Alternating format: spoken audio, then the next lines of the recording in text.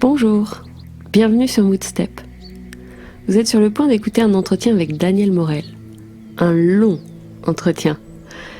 Je vous conseille de le faire peut-être en plusieurs bouts, parce que sinon, faut bloquer la soirée, quoi.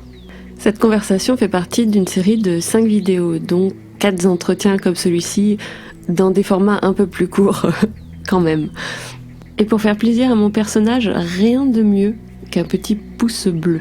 Et pourquoi pas même un commentaire pour que cette interview devienne plus qu'une interview, mais plutôt une conversation. On retrouve tout de suite Daniel. Après, je vais regretter. Déjà, merci Daniel d'avoir accepté de répondre à ces petites questions et à cette sorte d'exploration. Donc là, je suis en train de suivre un chemin. J'ai rencontré Ghislaine comme ça par caméra interposée avant-hier. Hier, c'était Isa Padovani. Et aujourd'hui, c'est toi et tout cet après-midi, Vincent, sur un thème qui est l'ombre. Alors c'est vraiment intéressant et j'espère que tu auras l'occasion de voir les vidéos, de voir en fait les différentes visions et comment, enfin, en fin de compte, on peut, et j'espère que les gens qui regardent, on peut prendre des bouts pour ajuster à l'intérieur sa propre image ou sa propre définition de ce que pourrait être cette ombre. Donc si on rentre de façon très générale dans le sujet, pour toi, qu'est-ce que ça représente l'ombre? Qu'est-ce que c'est? C'est ce qu'on n'a pas voulu mettre en lumière, soit à ses yeux à soi, ou soit aux yeux des autres. C'est ce qu'on a tendance à cacher volontairement ou involontairement, consciemment ou inconsciemment. Il y a des phénomènes qui sont automatiques, et puis il y en a, on les connaît, on sait que ce côté-là de nous, on le laisse pas sortir dans telle ou telle situation. Je sais pas, ça peut être au travail, ça peut être avec des amis, ça peut être en famille, peu importe. L'ombre, c'est ce qu'on va ce qu'on va pas laisser apparaître, soit à sa propre conscience ou soit à la conscience des autres. Voilà moi, pour l'instant, ce que je vois de cette notion d'ombre qui s'oppose à la lumière. Et à quoi ça sert? Toi, tu penses que... Est-ce qu'il y a une utilité à ce qu'il y ait cette part d'ombre en nous, consciente ou inconsciente? Alors, tout ce que l'être humain est capable de faire a une utilité. Voilà. Donc déjà, là-dessus, on est peinard. Donc que ce soit une psychose, une névrose, ça a une utilité, ça nous protège en fait. Donc mettre des choses dans l'ombre, ça peut nous aider, par exemple, à avoir une bonne image de soi, puisqu'en fait, on a fabriqué un personnage dont on raconte une très belle histoire sur ce personnage. Ça nous permet en fait d'avoir une bonne estime de soi. Ça nous permet de croire que grâce à ce qu'on montre, on va pouvoir être aimé, on va pouvoir être reconnu, on va pouvoir être en sécurité. C'est-à-dire que c'est comme si à la naissance, en fait, on avait fabriqué un petit îlot, et nous, on est sur notre petit îlot et on l'entretient, quoi. Voilà, on l'entretient, et grâce à cet îlot sur lequel on habite, c'est, on va dire, tout ce qui est en lumière, on essaye d'attirer les gens parce qu'on est des consommateurs d'énergie. On consomme l'énergie des autres. On est assez pauvre à trouver sa propre énergie. Donc, on va jouer, par exemple, les victimes. Donc, comme ça, on verra dans l'œil de l'autre de la compassion, de la pitié, où on va jouer les héros. Donc, on aura dans les yeux de l'autre, on aura de l'admiration. En tout cas, ça nous permet d'aller chercher de l'énergie chez les autres, c'est-à-dire leur attention. On va chercher leur attention, pas leur intention, parce que leur intention, c'est quand ils ont envie de modifier quelque chose, mais juste leur attention. Et donc, pour ça, on construit un personnage qui, on espère, va fonctionner. Alors, en fonction de notre compétence, en fonction de nos connaissances, on peut avoir un personnage qui marche bien, c'est-à-dire qui récupère beaucoup d'énergie. Puis, il y a certaines personnes qui ont un personnage qui marche pas bien, et il récupère assez peu d'énergie. Et je dirais, je ne sais pas quelle est la meilleure solution. Est-ce que c'est bien de ramener beaucoup d'énergie ou peu? avec notre personnage, parce que je dirais celui qui a un personnage qui ramène peu, ben va peut-être avoir envie de changer plus tôt parce qu'il se dit bah merde ça marche pas de la part des autres, j'obtiens pas grand-chose et il va peut-être trouver d'autres pistes et mettre des choses en lumière à l'intérieur de lui. Quand on a un personnage qui marche bien, ben c'est ça le problème, c'est qu'il marche bien. Et donc quand on a quelque chose qui marche bien, ben on n'a pas trop envie de s'en séparer. Donc oui, on fait ça, j'irais volontairement pour soi, pour avoir une bonne image, et puis aussi pour parce qu'on a cette capacité de se regarder au travers les yeux des autres. Et donc, on va dans la tête des autres et puis on regarde soi et on se dit, bah tiens, est-ce que c'est une bonne affaire? Est-ce que c'est achetable? Est-ce que je donnerais de l'énergie à ce personnage-là ou pas? Et donc, on le peaufine jusqu'à 40 ans, 50 ans, on peaufine notre personnage justement pour récupérer de l'énergie. C'est de l'attention. Peu importe, on préfère une bonne attention, on préfère voir de l'admiration dans les yeux des autres, de l'amour, tout ça, mais bon, si notre personnage n'a pas été conçu comme ça et qu'on récupère que de la pitié par exemple, bah c'est mieux que rien. Donc on va continuer de raconter notre histoire en sélectionnant bien évidemment les événements toute la journée qui vont confirmer qu'on n'a pas de chance, qu'on n'a pas de bol, que la vie n'est pas facile. Et quel que soit l'événement, on posera ces yeux-là dessus, de manière à pouvoir raconter une très très belle histoire aux gens en disant bah tu sais que ce matin non seulement mon réveil a pas sonné, bah c'est parce que je l'ai pas mis hier soir, mais bon voilà. En plus j'ai éclaté un pneu, mais c'est normal parce que de toute façon je fais pas l'entretien de ma bagnole et et en fait j'ai loupé un colis qui était super important pour moi. Ben en fait c'est normal, j'étais dans le jardin derrière et puis j'ai pas laissé mon téléphone avec moi. Donc on se raconte tous une belle histoire, justement pour ça. Et on dépense, dans mon modèle du monde, on dépense 80 vadions de 0 à 40 ans, on dépense 99% de notre énergie à démontrer l'importance de notre personnage. C'est un truc de fou. Voilà, c'est pour ça que les gens sont fatigués aussi, le truc. Et c'est pas 80%, c'est vraiment quasiment la totalité. On a un petit pourcent pour nous, parfois, quand c'est pas mal. Voilà. C'est quoi l'alternative? Parce que là, c'est une perte de liberté énorme. Si finalement on se construit pour répondre ou pour attirer de l'attention, donc pour se vendre d'une certaine manière Absolument, c'est au du monde. business, c'est des affaires. On est un Ouais. petit trader, hein, en fait. Voilà. Donc on n'est pas libre, on n'est pas authentique. Mais c'est quoi l'alternative? D'où, si on va pas chercher cette énergie chez les autres, ça veut dire quoi vivre sans cette attention ou sans chercher cette attention? Bah, c'est partir du principe que la vie, ça se vit et que on va vivre les événements tels qu'ils sont et non pas tels qu'on veut les vendre. Mais il faut d'abord, pour ça, il faut d'abord en être conscient que ce personnage-là, il œuvre. Il y a beaucoup de gens qui confondent leur personnage ou leur personnalité avec leur identité. L'identité, c'est infini. C'est infini. La personnalité, c'est fini. Hein. Bon, ça s'améliore, mais on peut l'améliorer. Mais autrement, ce personnage-là, mais j'ai oublié la question. Ça y est, ça m'arrive souvent. Waouh.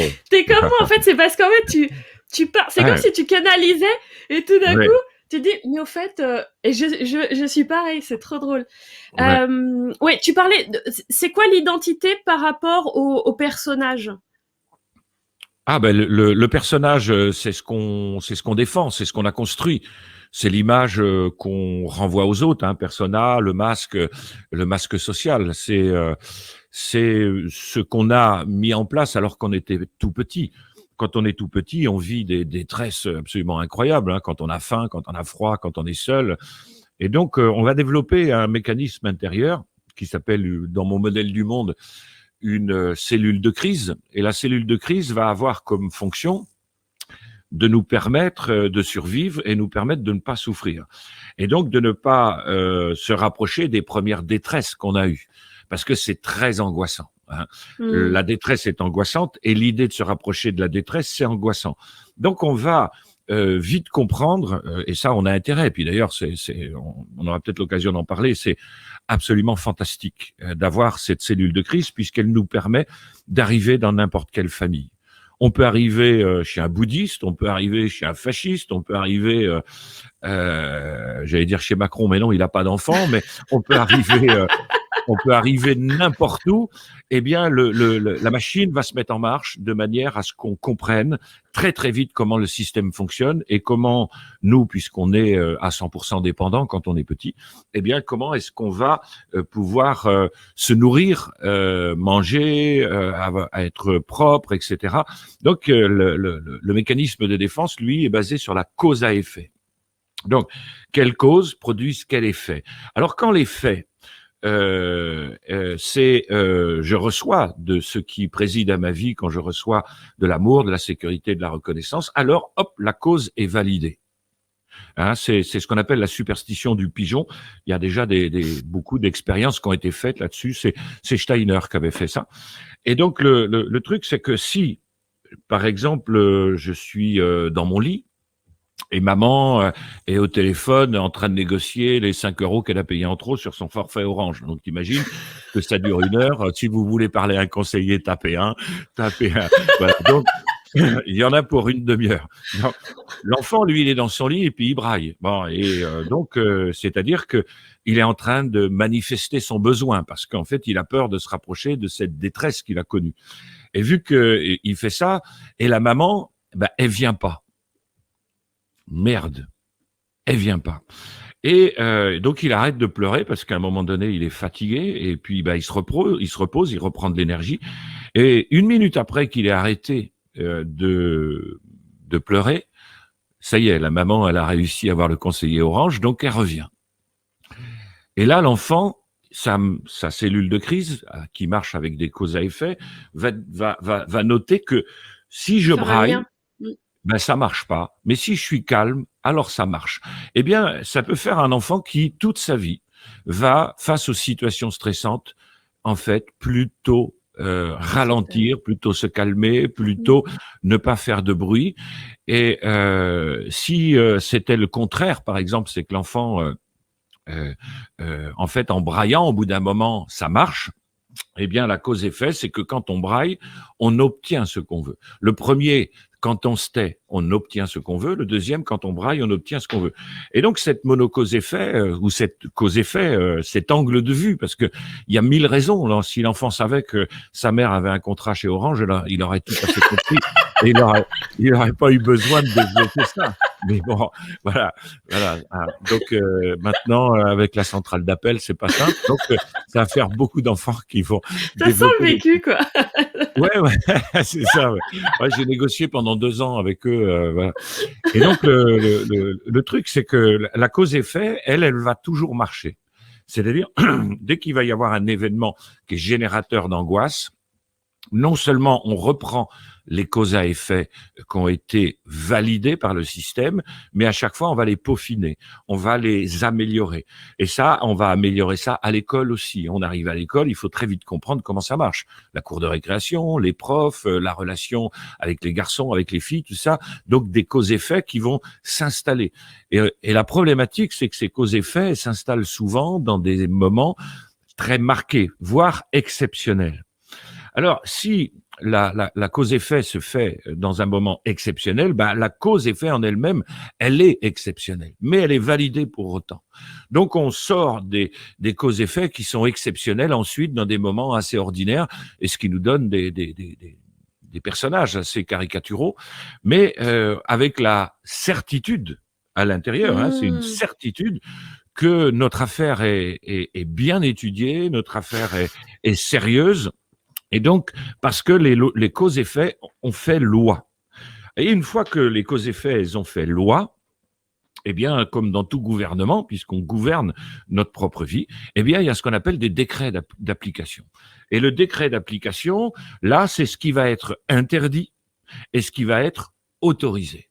Donc, pour le petit garçon dont la maman est venue alors qu'il était calme, eh bien, ce qui est obligatoire, c'est d'être calme. Ce qui est interdit, c'est de s'énerver ou de brailler. Pour celui qui a vécu l'inverse, eh bien, on va se rendre compte que, eh bien, les décrets d'application vont être l'inverse. Donc, les décrets d'application, c'est toujours de l'obligation ou de l'interdit. L'interdit va être mis dans l'ombre. Hein, donc ça, c'est pas moi, je sais pas. Enfin, non, j'ai pas un caractère énervé puisque moi je suis quelqu'un de calme. Et puis Mmh. pour l'autre, eh ben en fait non, j'ai pas de caractère calme. Moi, je suis dynamique, j'ai la pêche, j'ai la patate, voilà. Donc ce sont les décrets d'application qui sont la cause, qui sont la conséquence des lois, et les lois sont le fruit d'une monocause-effet de la lecture d'un événement.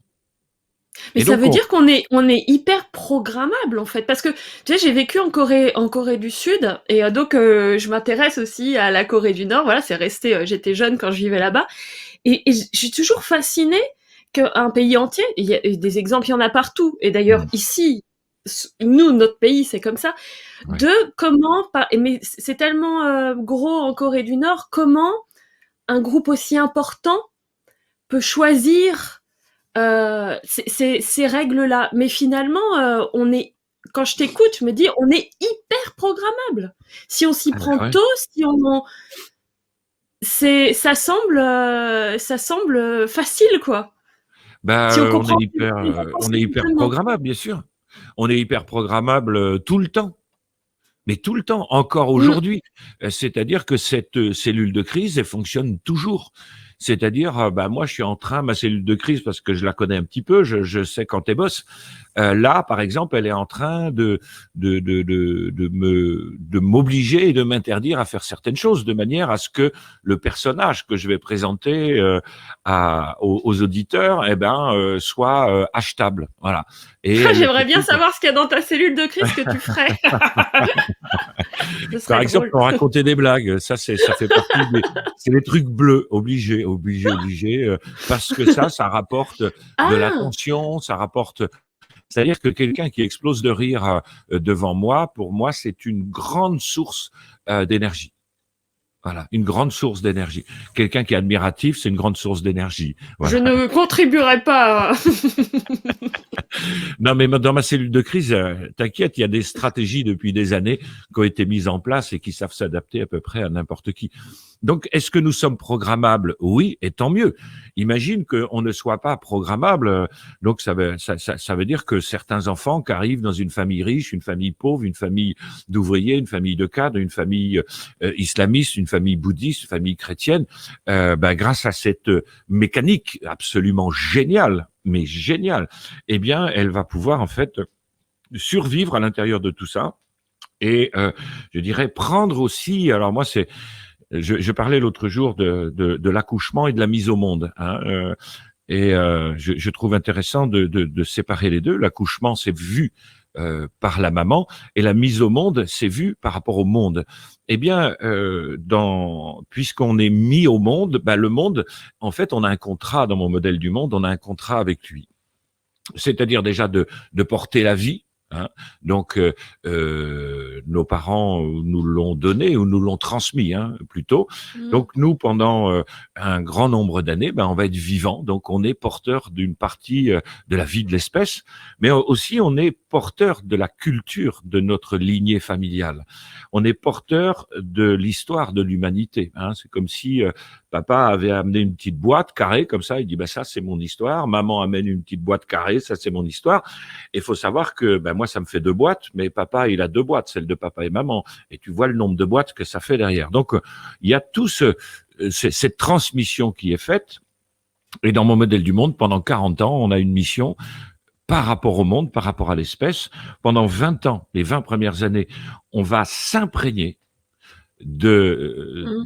de l'histoire de l'espèce grâce à toutes ces petites boîtes, avec des petites boîtes qui ont beaucoup d'importance. Il peut y avoir un grand-père qui a été dans les camps, il peut y avoir une grand-mère qui a été martyr. Enfin bon, il y a plein de choses comme ça qui vont influencer, bien évidemment, ce qui va rentrer à l'intérieur de moi. Et pendant 20 ans, j'éponge, je me nourris de tout ça. Et puis, dès que je vais avoir des enfants, ben, hop, ça y est, je vais retransmettre. Je ne vais pas retransmettre par mon éducation, hein, par l'éducation que je transmets, qui est beaucoup plus personnelle, mais par la manière dont je vais vivre. Donc moi, je suis inspiré de la manière dont mes ancêtres ont vécu. Ensuite, bah voilà, j'avais encore une dame il y a pas longtemps qui se sentait pourtant un peu rebelle par rapport à son père, mais qui faisait exactement la même chose, c'est-à-dire qu'il travaillait dur parce que son père avait toujours Mmh. consacré du temps à travailler dur, donc le truc était retransmis et il était retransmis désormais à ses enfants. Et une fois qu'on a retransmis à ses enfants, c'est-à-dire que nos enfants sont partis, ben le contrat est terminé, le bail est terminé. Ça y est, chérie, on a fini de payer.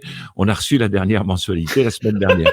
Donc, le truc, c'est que il faut accepter ça. C'est un bon deal. Si on nous a mis au monde, eh bien, il y a un deal avec le monde. C'est de le recevoir et de le retransmettre. Et c'est marrant parce que à la suite de l'éducation des enfants, souvent vers 40 ou 50 ans, il y a ce qu'on appelle la crise de la quarantaine. Eh ben, Mmh. c'est assez logique, en fait, cette crise de la quarantaine. Le dossier est terminé. Chérie, on a fini de payer la maison. Qu'est-ce qu'on fait des 1500 balles qui nous restent maintenant? Eh bien, une fois qu'on a rempli le contrat, qu'on a rempli le bail, eh bien, beaucoup de gens se disent, bah, qu'est-ce qu'on fait maintenant? Ce serait bien de vivre et de trouver un sens. Question qu'on ne se pose pas avant, parce que le sens, pour moi, Mmh. il est là. C'est-à-dire 20 ans, on va se nourrir et pendant 20 ans, on va retransmettre et puis le papa et la maman vont donner aux enfants ces fameuses 2 boîtes et l'enfant part avec ces 2 boîtes qui sont l'éducation qu'il a reçue, avec des boîtes qui sont parfois très pleines de choses sympas et parfois très pleines de choses qui sont beaucoup plus difficiles. Et on ne se rend pas compte, mais tout ça, on l'a capté, et tant mieux. Et ça, c'est notre cellule de crise, on va dire la cellule de crise égotique, qui, elle, fait ce job-là. Et puis, elle le fait vraiment à merveille, quoi. Donc, il y a, moi, j'aime bien cette idée de deal avec le monde. C'est pour ça que je parle de mise au monde plutôt que d'accouchement, c'est assez circonstancié, en fait. L'accouchement, ça dure, bon, quelques heures. Mais la mise au monde, c'est une toute autre affaire, et je trouve que c'est Mmh. assez. Moi, j'aime bien savoir que j'ai fait mon job. Moi, j'ai fini, mon contrat est terminé. Ça y est, les paiements sont terminés. Mon CD est terminé. Je me rends compte que maintenant, ben, je peux vivre ma vie parce que mon contrat est rempli. Donc voilà, j'aime bien Et si tu as cette pas d'enfant, méthode. moi j'ai pas d'enfant, j'ai 45 ans, est-ce que c'est le même, c'est la même progression, tu constates la même progression? Ben, écoute, étant donné mon étude qui est absolument pas scientifique, mais qui est empirique, Ouais, qui ouais, est ouais. un fruit d'observation et puis de milliers de personnes questionnées par rapport à ça, ben, tu as retransmis, mais d'une autre manière et à d'autres gens. Voilà. Et à un moment donné, tu sentiras sans doute que, et c'est sans doute déjà le cas, que quelque chose est terminé, qu'il y a envie de passer à sa propre vie. Et donc c'est pas parce qu'on a des enfants ou parce qu'on n'en a pas qu'on retransmet pas, puisque à partir du moment où on vit, D'accord. eh bien, on ne peut pas ne pas émettre ce qu'on vit, on ne peut pas ne pas euh, euh, toucher d'autres personnes. Hein. Comme on dit, notre cerveau est la moyenne des 5 personnes qu'on côtoie le plus. Eh bien, les 5 personnes que tu côtoies le plus ont la chance d'avoir un peu de, en fait, ce que toi, tes parents t'ont transmis. Eh bien, tu leur as, au travers la manière dont tu vis, tu leur as retransmis un angle de vue, une manière d'être, une manière de respecter la lignée, une manière de continuer de transmettre ces milliers et ces milliers de caisses qu'il y a derrière nous. Et bah, t'as fait le job. Si c'est-à-dire qu'à un moment donné, on se retrouve un petit peu dans le vide, un petit peu comme si on s'était fait virer d'une boîte, le CDI est terminé, et on se dit bah, qu'est-ce qu'on fait?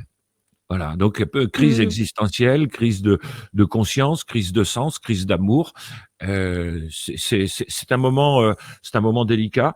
Moi, j'aime bien l'expliquer avec cet angle-là parce que tellement de gens me disent ouais, moi pendant 40 ans j'étais dans la merde, j'ai fait n'importe quoi, j'étais égotique, je comprenais rien, j'ai tout fait comme on m'a dit, gna gna gna. Enfin, ils s'en voudraient quasiment. Ben, je dirais ben non, je dis t'as fait le job quoi, merveilleusement bien.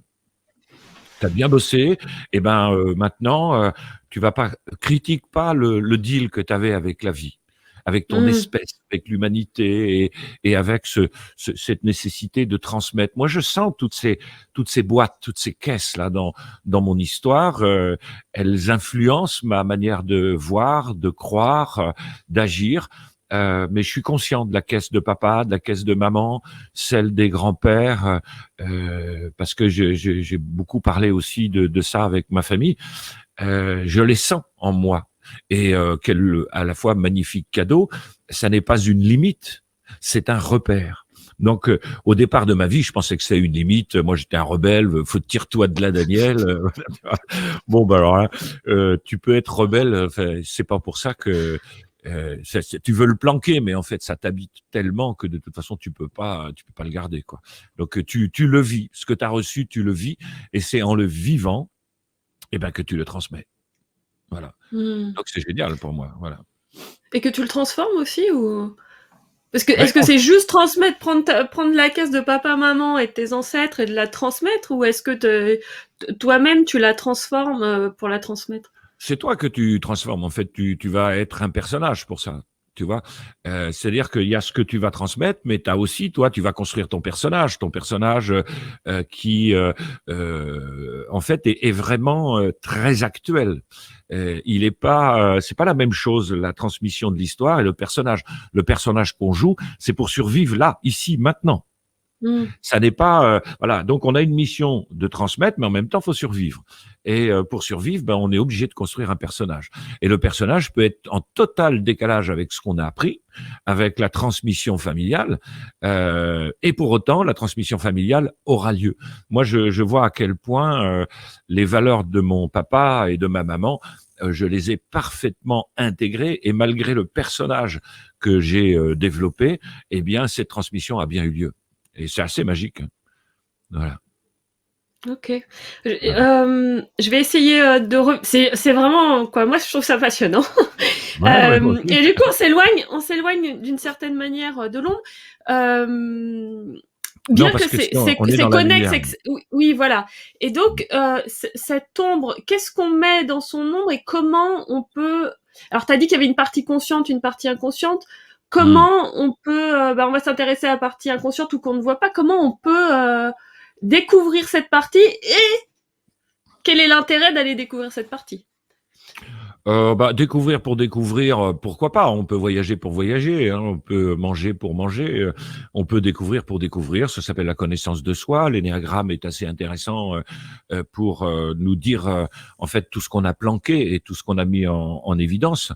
Ah, j'ai oublié la question, ça y est, c'est Ah reparti, donc cette je suis ombre, parti. comment on fait pour reconnaître les parties de l'ombre qui sont planquées et qu'est-ce qu'on en fait? Ça sert à quoi, quoi? Quel est Bon, ben, l'intérêt d'aller découvrir ces parties? ah bien, ouais, Je devrais pas te poser deux questions à la fois. Je sens que ça. ouais, non, mais Mais tu ça sais demande de pourquoi? faire Parce que ça. comme je suis comme toi là-dessus, je vais oublier ma deuxième question, donc je m'en débarrasse. Bon, Débrouille-toi voilà, écoute, avec. ouais, comment on fait? D'abord, il faut d'abord accepter l'idée du personnage qu'on a joué. Voilà. Et de savoir que ce n'était que des choix et une histoire racontée.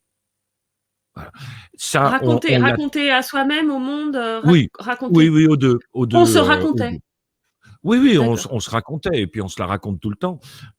Donc on a été dans l'obligation de construire ce personnage qui nous a fait passer à côté d'une grande partie de soi. Voilà. Si on continue de jouer notre personnage, ben on ne découvrira dans notre identité que ce petit morceau qui s'appelle le personnage. Hein. C'est euh, c'est comme voilà, si l'identité c'est la mer, eh bien le personnage c'est une île et sur laquelle on habite et puis on a aménagé, il y a tout ce qu'il faut, etc. Donc tant qu'on n'a rien d'autre à vivre que ce qui concerne notre petite île, notre petit jeu ou notre petit personnage, eh bien on n'explore rien d'autre. Et la plupart Mmh. des gens vont organiser leur vie pour ne pas avoir à sortir de leur personnage. Il y en a même qui parlent d'authenticité. Hein.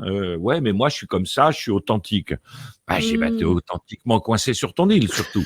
Parce que le truc, c'est que si être authentique, alors où on devrait préciser je suis authentique à mon personnage, mais pas moi. Je Mmh. suis pas authentique à moi, parce que moi, je n'ai pas de limite. Et l'authenticité est bien souvent décrit par pas mal de gens. C'est le mot assez sexy qu'on met sur la zone de confort. C'est la zone de confort, c'est ce qui est connu. C'est ce avec quoi je suis à l'aise. C'est ce que je veux bien présenter aux autres ou à moi-même. Et donc, on Mmh. appelle souvent ça l'authenticité. C'est une forte blague. Parce que être authentique, c'est accepter qu'on est, bien évidemment, son personnage, et donc, par définition, tout l'inverse également. Si dans mon personnage, il y a du courage, eh bien, il y a de la lâcheté de l'autre côté. Si dans mon personnage, il y a de l'altruisme, eh bien, il y a également aussi l'inverse. Tu sais, depuis des années, je pose deux, trois questions au démarrage des formations. Première question, qui es-tu? Bon, ça, faut bien dire quelque chose. Celle-là, on l'oublie. Mais deuxième question, c'est pour quelle qualité aimez-vous être reconnu des autres? D'accord? Alors, j'interviens dans pas mal d'endroits. Alors, on me dit, je suis à l'écoute, je suis bienveillant, je suis généreux, je suis authentique, et gna gna gna. Bon, voilà. Quand je Qu'est-ce dis que gna t'es gna gna, méchant, Daniel. ouais, c'est vrai, c'est vrai. Donc, je suis aussi super gentil. Bien Le joué. principal, c'est d'avoir un peu de choix. Et ensuite, deuxième question. Que voulez-vous voir grandir dans votre vie? Qu'est-ce que vous avez envie de vivre dans votre vie? Eh bien, quasiment systématiquement, je dirais à 90% des réponses, eh bien, le projet rencontre une difficulté majeure, c'est les qualités pour lesquelles on veut être reconnu. Par exemple, une personne dit: je voudrais m'occuper beaucoup plus de moi, je voudrais euh, euh, développer mon activité, etc. Je dis: ok, tiens, c'était quoi les qualités pour lesquelles tu étais reconnu? Altruiste, à l'écoute. Je dis: ouais, bah, avec ça, t'es bien dans la merde. Donc, c'est ça qui est intéressant, parce que là, on a l'ombre et la lumière. C'est-à-dire que notre personnage est vendu et en fait, par exemple, il peut être vendu comme je suis aidant, je suis aimant, je suis altruiste. Bon, sauf que ça me laisse coincé sur mon île, sur laquelle, tu vois, j'ai des panneaux en couleur où c'est marqué altruiste, machin, pour que les gens viennent sur mon île de manière à ce que je leur pique leur énergie. Le seul truc, c'est qu'au fond de moi, j'ai des désirs. J'ai des désirs, j'ai envie de vivre des trucs, j'ai envie de goûter à la vie de cette manière-là, mais ça, en fait, ça me bloque. Tant que je n'ai pas accepté que si je suis égoïste et que je vends si je suis altruiste et que je vends à mort l'altruisme, c'est parce que c'est un décret d'application. C'est une obligation. Donc l'égoïsme, hop là, c'est un décret d'application, c'est interdit. Donc lui, on va le mettre dans l'ombre. Et pour certaines personnes, ils se sont jamais rendus compte qu'ils l'ont mis dans l'ombre et que c'est un talent, l'égoïsme. Hein, tu sais, on disait l'autre jour que nos défauts ne sont que des qualités avec lesquelles nous entretenons de très mauvaises relations. Eh ben, c'est ça qu'il y a besoin de comprendre. Donc, quand il y a quelque chose avec lequel on entretient une mauvaise relation, poc, on le laisse au fond de soi. Et on le laisse comme ça, sans le développer, sans aller vivre des expériences de. Mais ça, c'est un morceau de moi. Et moi, je suis venu sur Terre pour vivre. Et donc, en fait, je me rends compte que moi, j'ai envie de vivre quelque chose, mais que je ne peux pas le vivre, puisque avec l'équipement proposé, c'est-à-dire juste mon personnage, c'est impossible. C'est antinomique.